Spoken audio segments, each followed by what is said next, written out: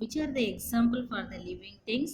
Here are known plants, animals, and human beings. Okay, in that, which is living in the forest mostly? If you are seeing means animals only. Okay, so today's lesson we are going to learn about animals. Okay, so in this lesson, what is the first topic you are going to learn means introduction part. Okay, see, our planet Earth has countless number of organisms, including plants and animals. Among them, animals are the most advanced organisms. So, animals are a gift of nature to human beings. See, children, what they will be explained in this introduction part means our planet earth is there, no? In that earth there are countless number of அப்படின்னு என்னது நம்மளால சொல்ல முடியாத நிறைய organisms வந்து இருக்குது அப்படின்னு சொல்லிக்கிறாங்களே. இது இதுன்னு பார்த்தீங்கன்னாக்கா பிளான்ஸ் அண்டு அனிமல்ஸ். ஓகேவா? ஸோ அதுலேயே அனிமல்ஸ் வந்து என்ன சொல்கிறாங்கன்னா மோஸ்ட் அட்வான்ஸ்ட் ஆர்கானிசம், அதாவது டெவலப் ஆகினது. அட்வான்ஸ்டுனது டெவலப் ஆகிருக்கிற ஆர்கானிசம் அப்படின்னு சொல்கிறாங்க. So animals are a gift of nature to human being. நிறைய நேச்சர் இருக்கு, அதில் அனிமல்ஸ் வந்து நமக்கு கிடைச்ச ஒரு கிஃப்ட் அப்படின்னு சொல்லிட்டு சொல்லியிருக்காங்க. Okay, so there are very closely associated with us in our daily life and contribute a lot to us. அதாவது நம்மளுடைய டெய்லி லைஃப்பில் அனிமல்ஸ் நம்மளோட என்ன ஒன்றி போயிருக்கு அப்படின்னு சொல்லியிருக்காங்க. சரிங்களா? அதுவும் இல்லாமல் நம்மளுக்கு நிறைய பர்பஸ்க்காக இந்த அனிமல்ஸ் வந்து யூஸ் ஆகுது அப்படின்னு சொல்லியிருக்காங்க. Okay, the next thing, so man is exploiting nature nowadays more than ever before. அப்படின்னு நம்ம மீனிங், நான் இப்போ வந்து என்ன பண்ணுறான்னா ஹியூமன் பீயிங் நேச்சர் வந்து அழிச்சிட்டே வரான். எக்ஸ்ப்ளாய்டிங் அப்படின்னு அது அழிக்கிறது. அதாவது இவ்வளோ காலம் இவ்வளோ நாளுக்கெல்லாம் முன்னாடி இல்லாமல் அளவுக்கு இப்போ வந்து ரொம்ப நேச்சரை வந்து டெஸ்ட்ராய் பண்ணுறாங்க அப்படின்னு சொல்லியிருக்காங்க. Okay, hence animals are affected and many of the plant and animal species are disappearing from the surface of the earth. So nature அழிக்கிறதால என்ன ஆகுதுன்னா பிளான்ட்ஸ் அனிமல்ஸ்லாம் வந்து ரொம்ப பாதிக்குது. சரிங்களா? அவங்களுடைய ஹேபிட்டேட்டே நம்ம டெஸ்ட்ராய் பண்ணிடுறோம் இல்லையா? அதனால அது வாழிடம் இல்லாமல் என்ன ஆகுது, டிஸப்பியர் ஆகிடுது. அப்படின்னு அது காணாமல் போயிடுது அப்படின்னு சொல்லியிருக்காங்க. So we are going to study about this in this lesson. அது அனிமல்ஸை பற்றி அது எப்படிலாம் டிஸப்பியர் ஆகுது, அதனுடைய ப்ராப்ளம்லாம் என்னன்றதை பற்றி தான் இந்த லெசனில் நம்ம பார்க்க போகிறோம்.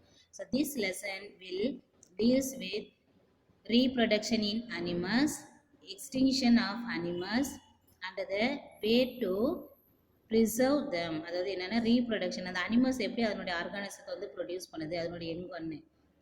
சரிங்களா? எக்ஸ்டிங்ஷன் ஆஃப் அனிமல்ஸ் அப்படின்னா என்னன்னாக்கா அனிமல்ஸ் வந்து அழிஞ்சிக்கிட்டு வருது இல்லையா, அது எப்படி, அது மட்டும் இல்லாமல் நம்ம எப்படி என்னென்ன வே யூஸ் பண்ணோம் அனிமல்ஸ் வந்து ப்ரிசர்வ் பண்ணுறது, ப்ரொடெக்ட் பண்ணுறதுக்கு அப்படின்றத பற்றி தான் இந்த லெசனில் பார்க்க போகிறோம். சரிங்களா? See children, in the first subtopic, what is the topic you are going to learn means reproduction in animals. So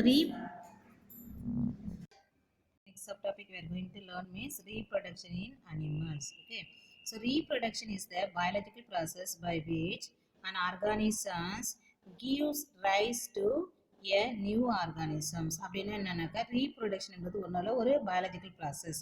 இந்த ப்ராசஸில் என்ன நடக்குதுன்னு பார்த்தீங்கன்னா ஆர்கானிசம் வந்து அதனுடைய own kind of the new ஆர்கானிசத்தை ப்ரொடியூஸ் பண்ணுற ப்ராசஸ்க்கு தான் நம்ம என்ன சொல்கிறோம்னா ரீப்ரொடக்ஷன்.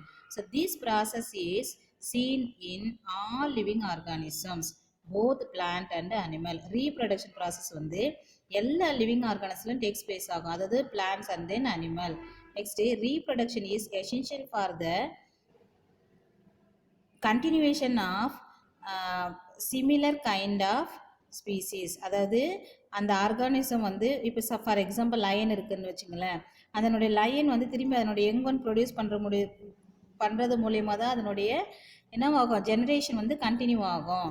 ஸோ அந்த கண்டினியூஷன் ஆர்கானிசம் வந்து அதனுடைய ஜென்ரேஷன் வந்து கண்டினியூ பண்ணுற ப்ராசஸ்க்கு நம்ம என்ன சொல்கிறோம், ரீப்ரொடக்ஷன். அதுக்காக தான் இது ஹெல்ப்ஃபுல்லாக இருக்குன்னு சொல்லியிருக்கிறாங்க. So for example generation after generation, அதனுடைய ஸ்பீசிஸ் வந்து என்னன்னாக்கா ஒரு ஜென்ரேஷன்லேருந்து இன்னொரு ஜென்ரேஷனுக்கு தொடர்ந்து வர்றதுக்காக ஹெல்ப் பண்ணுற ப்ராசஸ்க்கு தான் என்ன பேர்னாக்கா reproduction. So in animals 2 types of reproduction are seen. Okay, அனிமலில் பார்த்தீங்கன்னா 2 types of the reproductions வந்து அக்கர் ஆயிருக்கு அப்படின்னு சொல்லிக்கிறாங்க. So they are sexual reproduction and asexual reproduction. So what are the types of the reproduction takes place இந்த animals அப்படின்னு பார்த்தீங்கன்னா sexual and then asexual reproduction. Yes, next one you are going to learn about sexual reproduction. Okay, so sexual reproduction is a natural way of reproduction in humans, animals and also in most of the plants. So what they explain, sexual reproduction என்றது என்னன்னாக்கா ஒரு natural process. ஓகேவா? So it was takes place in all human beings, plants and also the animal. So this type of the reproduction is more complex and lengthy as compared to asexual reproduction. அதாவது sexual reproduction வந்து எப்படி இருக்கும்னாக்கா complex process and also it is the lengthy process சொல்கிறாங்க. எதை compare பண்ணும்போதுன்னு பார்த்தீங்கன்னாக்கா asexual reproduction. So different and unique offsprings are produced by sexual reproduction. அதாவது different types of the some specific characteristics இருக்கிற ஆஃப்ஸ்ப்ரிங்னா அது யங் ஒன் வந்து இந்த செக்ஷுவல் ரீப்ரொடக்ஷன் மூலமா ப்ரொடியூஸ் ஆகுதுன்னு சொல்கிறாங்க. So sexual reproduction consist of the following stages. என்னென்னு பார்த்தீங்கன்னா pre fertilization, fertilization and post fertilization. So these are the 3 stages involved in the sexual reproduction. Listen children, what is the first stage of the sexual reproduction? Pre-fertilization. About that we are going to learn now. So this is the first stage of the sexual reproduction. In this stage, gametes, that is the sex cells formation and transfer of gametes takes place. அதாவது sexual reproductionல first stage என்னன்னு பார்த்தீங்கன்னாக்கா free fertilization.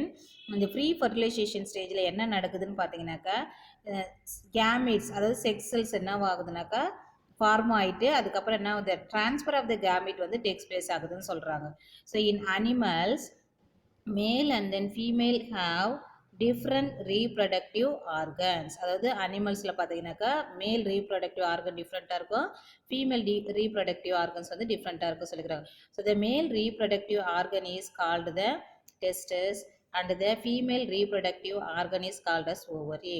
So what is the name of the male reproductive organ? Means nothing but children, testes, and then female reproductive organ is nothing but ovary.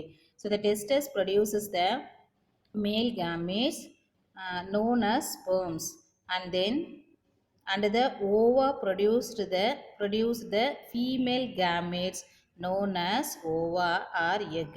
அதாவது மேல் gametes என்ன produce, அதாவது மேல் கேமெட்ஸ்க்கு என்ன நேம்னு பார்த்தீங்கன்னா sperms.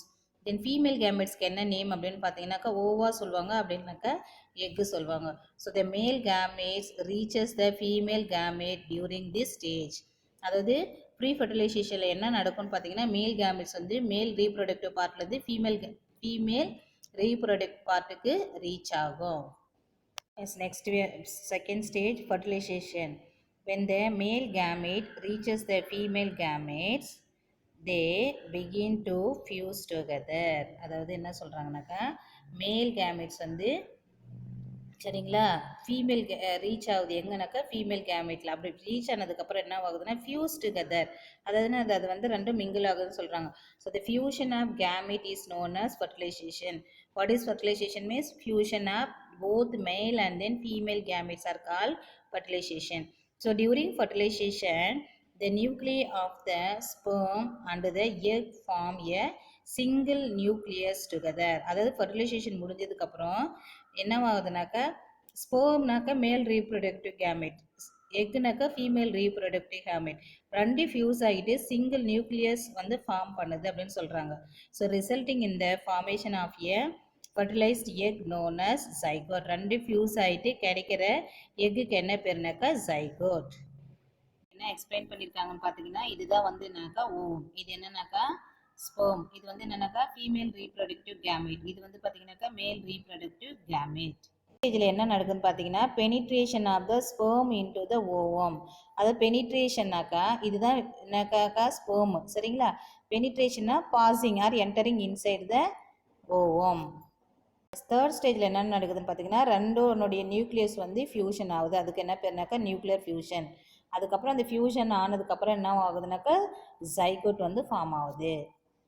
சரி children, next fertilisation in animals takes place in two ways. They are external fertilization and internal fertilization. அதாவது அனிமல்ஸில் நடக்கிற ஃபெர்டிலைசேஷன் வந்து டூ டைப்ஸாக கிளாஸிஃபை பண்ணியிருக்காங்க, எக்ஸ்டர்னல் அண்ட் ஆல்சோ இன்டர்னல். அதை பற்றி நம்ம டீட்டெயிலாக பார்க்க போகிறோம். External fertilization takes place outside of the animal body. See children, external fertilization எங்கே நடக்குதுன்னு பார்த்தீங்கன்னாக்கா outside of the animal bodyன்னு சொல்லிக்கிறாங்க. So it usually takes place in aquatic environment. இந்த external fertilization எந்த type of the environmentல takes place ஆகுதுன்னா aquaticனா நமக்கு நல்லா தெரியும், water sources. ஓகேவா?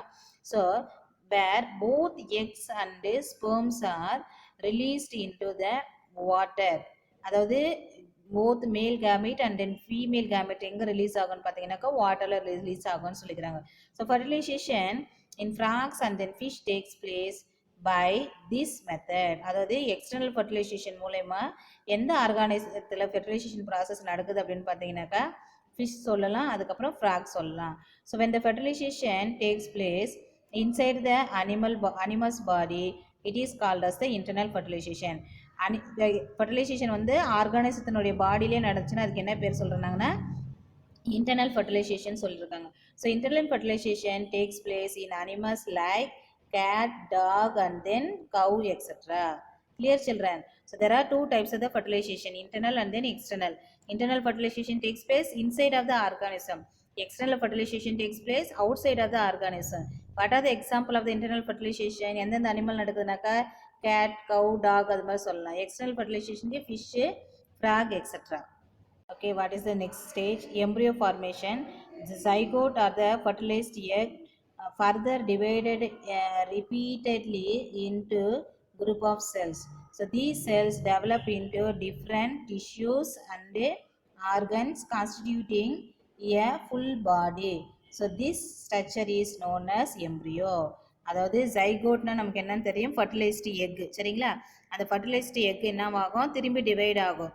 ரிப்பீட்டட்லி அது டிவைட் ஆகிட்டு என்னவா மாறும்னாக்கா குரூப் ஆஃப் செல்ஸ் மாறும். அந்த குரூப் ஆஃப் செல்ஸ்லேருந்து டிஃப்ரெண்ட் டிஷ்யூஸ் ஃபார்ம் ஆகும். டிஷ்யூஸ்லேருந்து ஆர்கன்ஸ்லேருந்து என்னவாகும், அந்த ஆர்கானிசம் வந்து ஃபுல் பாடி வந்து ஃபார்ம் ஆகும். ஸோ அந்த ஸ்ட்ரக்சருக்கு தான் பேர் நம்ம என்ன சொல்கிறோம்னாக்கா embryo. The embryo continues to develop in the uterus and it is developed into body parts such as head, face, heart, legs. Continues to develop in the uterus. அதாவது embryo form ஆனதுக்கப்புறம் அது யூட்டிரஸில் என்னவாகும், கண்டினியூவாக டெவலப் ஆக start ஆகும் சொல்கிறோம். and it is developed into body parts such as head, face, hands, legs, etc. Develop ஆனதுக்கப்புறம் அந்த எம்ப்ரியோலேருந்து என்னென்ன பார்ட்ஸ்லாம் மாறும் அப்படின்னு பார்த்தீங்கன்னா, என்னென்ன பார்ட்ஸ்லாம் உருவாகும்னு பார்த்தீங்கன்னாக்கா head, face, hand, legs, etcetera அப்படின்னு சொல்லிக்கிறாங்க. So based on whether the embryo develop inside or the outside or inside the body, animals are again classified into what? Two types. What are that means? Oviparous and then viviparous respectively. Okay. So outside na என்னன்னாக்கா oviparous, இன்சைடில் அப்படின்னு பார்த்தீங்கன்னாக்கா விவிபரஸ் அப்படின்னு சொல்லிட்டு சொல்லியிருக்காங்க. எசென்ஷியலாக next எதை பற்றி பார்க்க போகிறோம்னு பார்த்தோம்னாக்கா ஓவிபரஸ் அனிமல்ஸ்.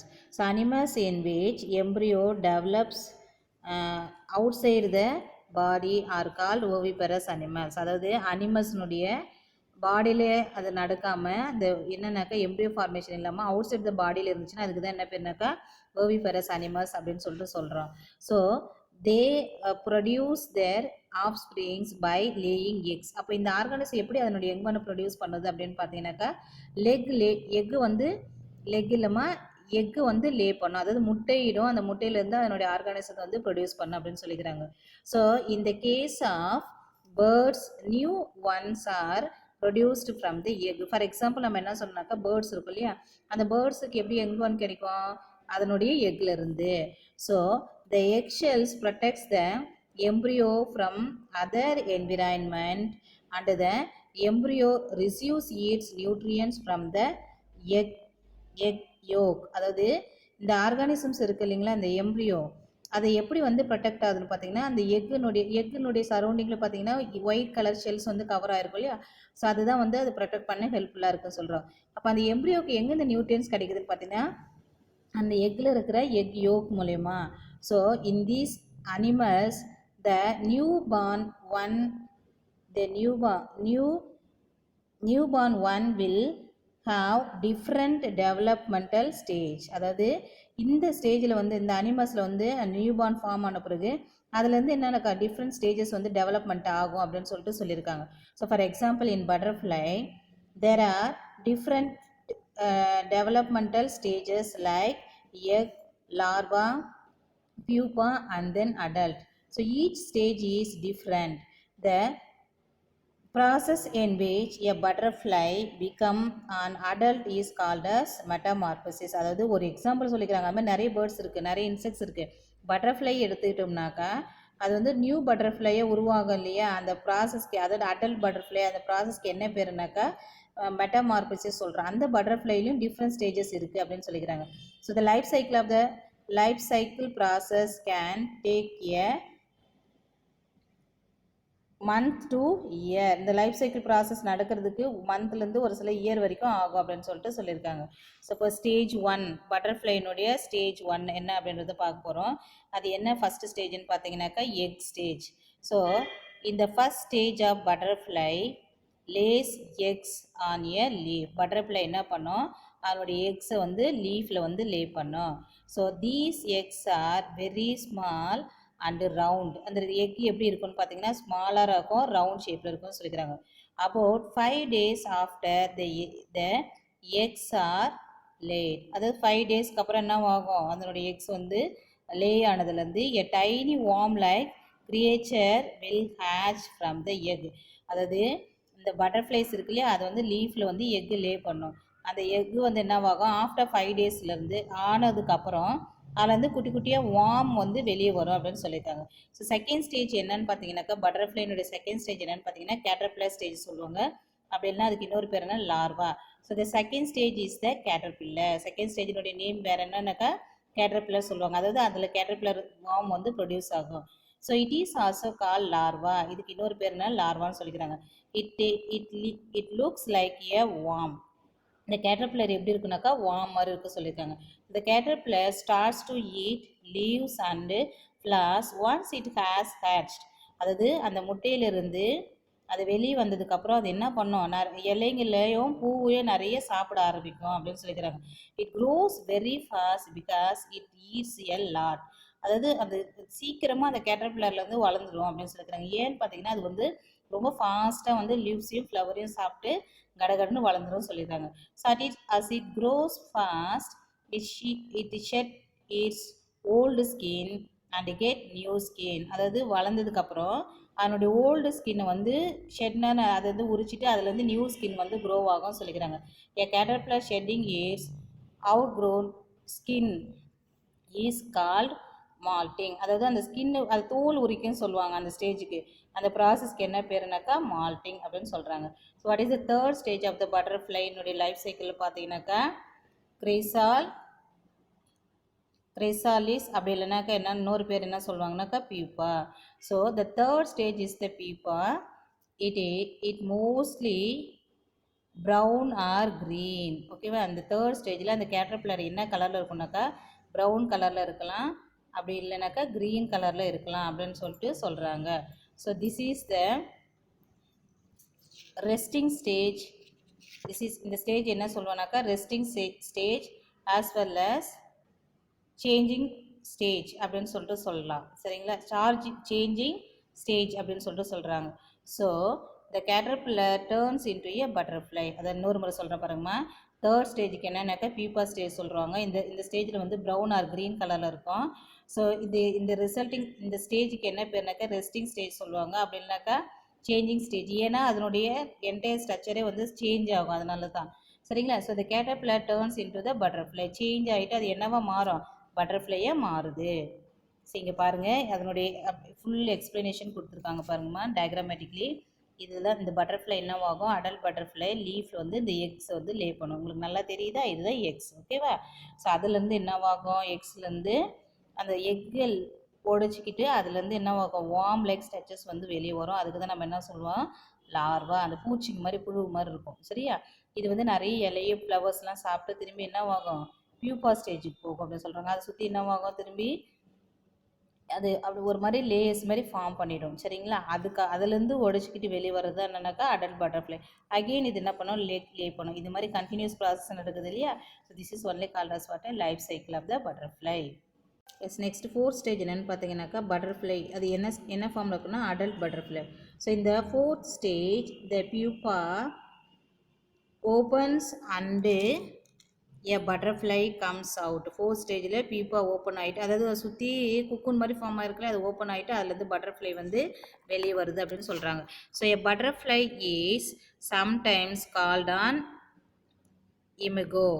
அதாவது பட்டர்ஃப்ளைக்கு இன்னொரு பேர் என்ன சொல்கிறாங்கனாக்கா இமேகோ அப்படின்னு சொல்கிறாங்க. So it is also called as adult. அந்த பட்டர்ஃப்ளைக்கு இன்னொரு பேர் என்ன சொல்கிறாங்கனாக்கா அடல்ட் பட்டர்ஃப்ளை அப்படின்னு சொல்கிறாங்க. So butterflies are very colourful. அந்த பட்டர்ஃப்ளை ப்ரொடியூஸ் ஆகுது இல்லையா, அது எப்படி இருக்கும் பார்க்க அப்படின்னு சொன்னாக்கா ரொம்ப கலர்ஃபுல்லாக இருக்கும் சொல்கிறாங்க. So when the butterfly first comes out it is very tired and so it rest. Butterfly முத வெளியில் வரும்போது எப்படி இருக்குமா, ரொம்ப டயர்டாக இருக்குமா. ஸோ அதனால் என்ன ஆகும், it will be take the restன்னு சொல்லிக்கிறாங்க. So then the butterfly will lay eggs and life cycle will start all over again. திரும்பி என்ன ஆகும், ரெஸ்ட் எடுத்ததுக்கப்புறம் எக்கு வந்து லே பண்ணும் இல்லையா, அந்த எக்கு லே பண்ணதுக்கப்புறம் திரும்பி அதனுள்ளேருந்து கேட்டர்பில்லர் அப்புறம் பியூப்பா அதேமாதிரி என்ன ஆகும், அதனுடைய லைஃப் சைக்கிள் வந்து கண்டினியூ ஆகும் சொல்லியிருக்காங்க. Next we are going to learn about the viviparous animals. So animals in which the embryo develops inside the body are called viviparous animal. Viviparous animals என்னன்னாக்கா குட்டி போடுறதுன்னு சொல்லுவாங்க தமிழில் பார்த்தீங்கன்னாக்கா. அதாவது முட்டை போடாது, அது என்ன, அதை குட்டி போடும், அதுக்கு தான் என்னன்னாக்கா விவிபரஸ். ஸோ அப்போ அது எங்கே அதனுடைய எம்ப்ரியோ வந்து டெவலப் ஆகும்னு பார்த்தீங்கன்னா inside of the body. So these animals give birth to the young one. So viviparous animals means nothing but the animals which gives birth to the young one. So the developing embryo gets its nutrients from the mother. எங்கிருந்து அதனுடைய ஆர்கானிசத்துக்கு nutrients கிடைக்குன்னா பார்த்தா அதனுடைய mother ஆர்கானிசத்துலேருந்து. So humans, Kaur, deer and dogs are example for viviparous animal. என்னென்ன example சொல்லலாம், என்னென்ன சொல்லியிருக்காங்க, human being சொல்லலாம். சரிங்களா? அதுக்கப்புறம் கவ், அதுக்கப்புறம் deer and dog. Okay, like that various animals you can give example for the viviparous. So the animal which gives birth to the young ones are called as what a viviparous animals. Children, next we are going to learn about differentiation between oviparous animals and then viviparous animals. அதில் first point என்னன்னாக்கா the development of the embryo takes place outside the animal. அதாவது ஓவிபரஸ் egg laying அனிமலில் பார்த்தீங்கன்னா அதனுடைய embryo development எங்கே இருக்குன்னு பார்த்தீங்கன்னா outside. Viviparous animal பார்த்தீங்கன்னா development of the embryo takes place inside the animal. Next point, second point என்ன சொல்லிக்கிறாங்கன்னா oviparous animal they produce their young ones by laying the egg. அதனுடைய young one எப்படி produce பண்ணோம், by laying the egg. இங்கே பார்த்தீங்கன்னா the directly giving birth to the young one. Viviparous animals என்ன பண்ணோம், டைரக்டாக அதனுடைய யங் ஒன்ஸ் வந்து ப்ரொடியூஸ் பண்ணோம். தேர்ட் பாயிண்ட் பார்த்தீங்கன்னாக்கா ஓவிபரஸ் animal the embryo receives the nutrients from the egg yolk. அதாவது ஓவிபரஸ் அனிமல்ஸு அதனுடைய எம்ப்ரியோ எங்கேருந்து நியூட்ரியன்ஸ் எடுத்துக்கணும்னு பார்த்தீங்கன்னா from the egg yolk. Yellow கலரில் இருக்கும் இல்லையா அங்கே. The embryo receives the nutrients from the mother. Viviparous அதனுடைய மதர்லேருந்து நியூட்ரியன்ஸ் வந்து ரிசீவ் பண்ண சொல்லிக்கிறாங்க. Next point, example for the oviparous animals are insects, fish, reptiles and then birds. என்னது, insects, fish, reptiles and then birds. viviparous animalsக்கு என்னென்ன example பார்த்தீங்கன்னாக்கா cats, dog, humans and then lions. This next type of the reproduction is asexual reproduction. So the type of the reproduction in which only a single parent get divided into two new offspring is known as asexual reproduction. Listen children, asexual reproduction என்னன்னாக்கா இப்போ sexual reproduction பார்த்தீங்கன்னா மேல் and then female gamete வந்து fuse ஆகிட்டு form ஆச்சுன்னு சொல்கிறாங்க. இப்போ asexual reproduction பார்த்தீங்கன்னாக்கா சிங்கிள் பேரண்ட்டினுடைய பார்ட்ஸை பாடி பார்ட்ஸை என்ன ஆகிட்டு டிவைட் ஆகிட்டு அதனுடைய யங் ஒன்ஸ் வந்து ப்ரொடியூஸ் ஆகும்னு சொல்லியிருக்காங்க. So this type of the reproduction takes place in micro organisms like hydra and amoeba. இந்த ஏசெக்ஷுவல் ரீப்ரொடக்ஷன் எங்கே டேக்ஸ் பிளேஸ் ஆகுதுன்னு பார்த்தீங்கன்னா micro organism. What are the example of asexual reproduction takes place in microorganism பார்த்தீங்கன்னாக்கா hydra and then amoeba. It's asexual reproduction produces offspring that are identical to the parent. அதாவது asexual reproduction மூலமா young one produce ஆகுது இல்லையா, அந்த young one வந்து எப்படி இருக்கும்னாக்கா ஐடென்டிக்கல்னா parents மாதிரி இருக்கும் அப்படின்னு சொல்லிட்டு சொல்லியிருக்காங்க. So there are several ways by which animals reproduce asexually. Some of them are explained here. அதாவது different methods of asexual reproduction இருக்கு.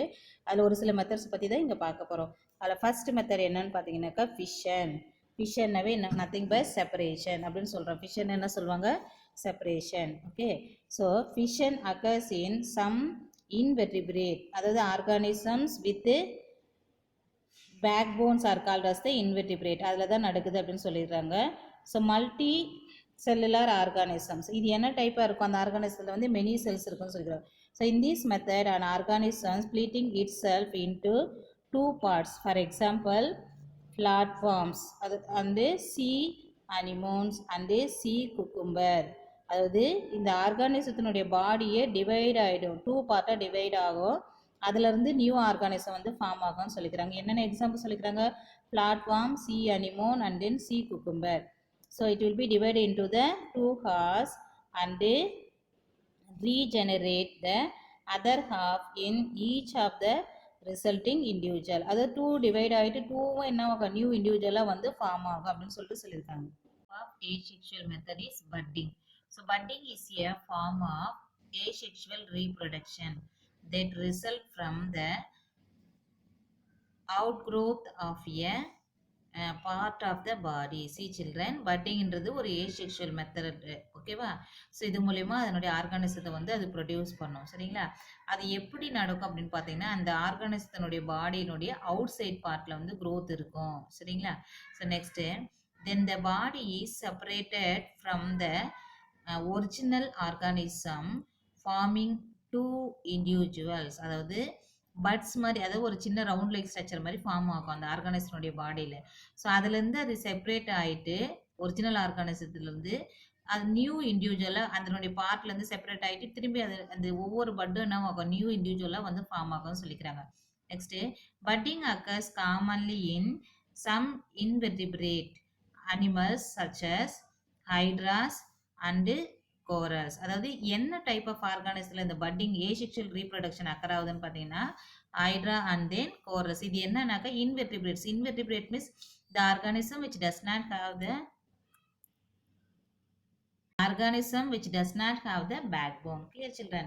The next one, fragmentation. Even it is also another type of the asexual reproduction method. Fragmentation is the breaking of an individual into parts. Okay, fragmentation and breaking up. அதாவது organism வந்து ஒரே ஒரு organism வந்து divide ஆகிட்டு அதுலேருந்து new organism வந்து form ஆகும். So இந்த individual fragmentation that is breaking off அதை ஃபாலோ பண்ணி என்ன நடக்குதுன்னு பார்த்தீங்கன்னாக்கா ரீஜெனரேஷன். ஓகே, ரீஜெனரேஷனை திரும்பி அந்த பிரேக்கப் ஆனது புது ஆர்கானிசமாக வந்து ஃபார்ம் ஆகும். So reproduction through fragmentation is observed in sponges and sea stars. Okay, in which are the type of the organism the fragmentation type of the reproduction was takes place means example sponges and also sea stars. Clear? Next, fragmentation may occur through accidental damage. Okay, இது எப்படி நடக்கு பார்த்தீங்கன்னாக்கா sudden சேஞ்சினால நடக்குது. அது accidental damage, அந்த ஆர்கானிசத்தினுடைய பாடியில் ஏதோ ஒரு டேமேஜ் ஆகும், அந்த பார்ட் வந்து திரும்பி நியூ ஆர்கானிசமாக க்ரோ ஆகும்னு சொல்லிக்கிறாங்க. So damage from predators or as a natural form of a reproduction. So ப்ரீடேட்டர்ஸ்னா எனிமி. சரிங்களா? ஸோ அந்த எனிமி வந்து ஏதோச்சும் அதை ஃபைட் பண்ணும் போதோ ஏதோ நடக்கும்போதோ அந்த ஆர்கானிசத்தினுடைய பாடி வந்து கட் ஆகிட்டு அது கட்டான பார்ட் வந்து நியூ ஆர்கானிசமாக வந்து க்ரோ ஆகும். So this is nothing but children. This is the sea anemone, and this is the hydra, and this is the starfish. Okay. So what is the next type of the asexual reproduction? Means spores. Okay. Some protozoa, bacteria, plants, and fungi reproduction via spores. அதாவது இந்த protozoa bacteria plans ஒரு சில plans and தென் ஃபங்கிலாம் என்ன type of reproduction வந்து நடக்குதுன்னு பார்த்தீங்கன்னா with the help of the spore formation. Okay, so spores are the structures naturally grow as part of an organism life cycle. அது okay, இது வந்து ஆர்கானிசனுடைய ஒரு லைஃப் சைக்கிள்லேயே நடக்கிற ஒரு பார்ட் இந்த ப்ராசஸ் அப்படின்னு சொல்லிக்கிறாங்க. So they R separated from the organism and dispersed through a medium such as air or water. இந்த அந்த ஸ்போர்ஸ் வந்து ஆர்கானிசத்தில் ஃபார்ம் ஆன பிறகு அந்த ஆர்கானிசத்துலேருந்து என்ன ஆகும், டிஸ்போஸ் ஆகும், அதாவது ஸ்ப்ரெட் ஆகும். அது எப்படி வேற இடத்துல ஸ்ப்ரெட் ஆகும் அப்படின்னு பார்த்தீங்கன்னா with the help of the air or the water. Clear. Next, in a suitable environment the spores will develop into a fully grown organism. அந்த வாட்டர் மூலியமோ இல்லை ஏர் மூலியமாக ஸ்ப்ரெட் ஆன ஸ்போர்ஸ் வந்து என்னவாகும், அதுக்கேற்ற சூட்டபிள் கண்டிஷன் வரும்போது என்னவாகும், நியூ ஆர்கானிசமாக க்ரோ ஆகும் அப்படின்னு சொல்லிட்டு சொல்லியிருக்காங்க. Thank you children. Remaining you can see into the next class.